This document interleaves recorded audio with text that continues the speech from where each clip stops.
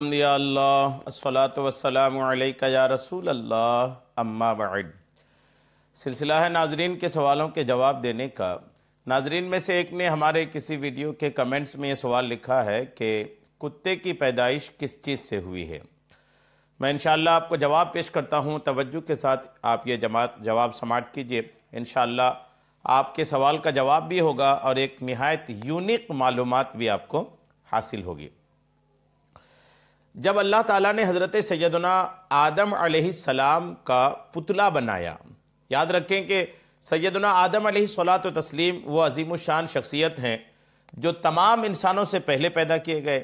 جب حضرت سیدنا آدم علیہ السلام کی پیدائش کے سلسلے میں اللہ کریم نے حضرت آدم علیہ السلام کا پتلا بنایا، تو شیطان نے جب حضرت آدم علیہ السلام کے پتلے کو دیکھا نا، تو تفاسیر کی کتاب میں جو تذکرہ ہے، جیسی پتلے کو دیکھا تو شیطان کے دل میں، شیطان اس وقت ابلیس نہیں بنا تھا، شیطان نہیں بنا تھا، اس وقت وہ فرشتوں کی دنیا میں ہی رہتا تھا۔ اس نے جب حضرت سیدنا آدم علیہ السلام کے پتلے کو دیکھا تو اس کے دل میں ایک حسد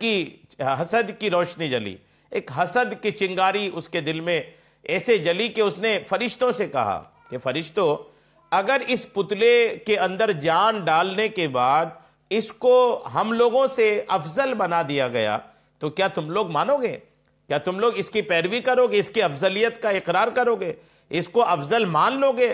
تو تمام فرشتوں نے جو اس وقت سنا تھا، ان تمام فرشتوں نے کہا کہ اگر اللہ کریم ان کو بلند مقام دے گا تو ہم بلا شبہ اللہ کریم جس کو بلند مقام دے گا ہم اس کو مانیں گے۔ اللہ کریم ہے، اللہ نے ہمیں پیدا فرمایا، پھر ہمارے بعد کسی اور کو پیدا فرما کر اگر اس کو بلند مقام دے گا تو ہم اس کو مانیں گے، یہ فرشتوں نے کہا۔ اب شیطان نے جب سنا نا، یہ فرشتوں کو تو سمجھ میں آئی بات، شیطان نے جب سنا نا تو اس کی حسد اور بڑھ گئی،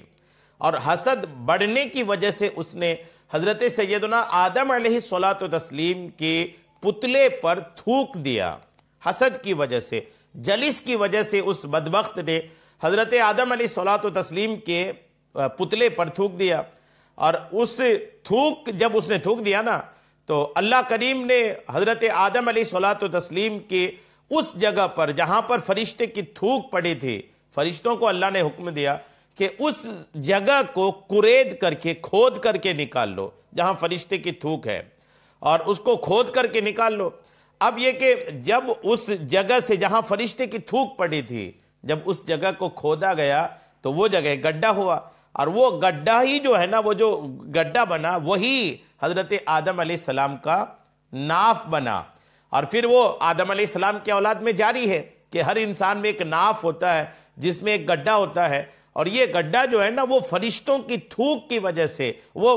معاف کیجئے گا، وہ ابلیس کی تھوک کی وجہ سے، جب ابلیس نے تھوکا تھا تو اس کی تھوک کو کورید کر کے جب نکالا گیا تھا تو اسی سے وہ گڈھا بنا تھا جو ناف کی شکل میں آدم علیہ السلام کی اولاد میں جاری ہے۔ اب وہ جو مقام ناف جو وہ بن گیا، اب اللہ تعالیٰ نے حضرت جبریل علیہ السلام کو حکم دیا کہ اس تھوک کو مقام ناف سے نکالیں، اور ناف کی گہرائی جبریل علیہ السلام کے حضرت آدم علیہ السلام کے مقام ناف سے مٹی کوریدنے کی وجہ سے ہے۔ اب جب وہ مٹی الگ کی گئی نا، جو مٹی کورید کر کے الگ کی گئی حضرت آدم علیہ السلام کے پتلے سے، آپ کے جسم سے، آپ کے مجسمہ سے، اسی مٹی سے کتے کی پیدائش ہوئی۔ کتے کی جو سب سے پہلی پیدائش، اولین پیدائش ہے نا، وہ اسی مٹی سے ہوئی۔ اب جب اس مٹی سے اس کتے کی پیدائش ہوئی تو پیدائش کی صورتحال تو آپ نے سن لیا، یہ سارا کچھ تفسیر روح البیان کے جلد اول میں ساری تفصیلات لکھی ہوئی ہے۔ یہ بات تو کلیئر ہو گئی کہ کتے کی پیدائش کس سے ہوئی۔ ایک معلوماتی بات میں عرض کر دوں یہاں پر، جو مفسرین نے، علماء نے لکھا ہے کہ اسی وجہ سے کتے کو انسان سے ایک انسیت ہے، انسان سے ایک لگاؤ ہے۔ انسان سے لگاؤ کی وجہ یہ ہے کہ کتے کی پیدائش جو ہے وہ شیطان کی تھوک اور آدم علیہ السلام کی بدن کی مٹی کا بھی کچھ حصہ تھا، پتلے کا بھی کچھ حصہ تھا، یعنی تھوڑی مٹی بھی تھی آدم علیہ السلام کے پتلے کی، اور شیطان کی تھوک بھی تھی۔ تو اس کتے کے اندر جو ہے نا انسان سے انسیت اور لگاؤ اس مٹی کی وجہ سے ہے، اور کتے کی جو صفات ہے، کتے کے اندر جو دیکھتے ہیں کہ اس کے اندر کیا برائیاں ہوتی ہے، وہ ساری شیطان کی تھوک کی وجہ سے ہے۔ دونوں چیزیں ملی جلی اس میں ہے۔ بہرحال کتے کی پیدائش کس چیز سے ہوئی، کیسے ہوئی، آپ نے اس کو سن لیا ہے۔ اللہ کریم ہم سب کو شریعت کے تمام مسائل سیکھنے، سمجھنے اور اس پر عمل کی توفیق عطا فرمائے۔ آمین بجاہ النبی الامین صلی اللہ تعالی علیہ وسلم۔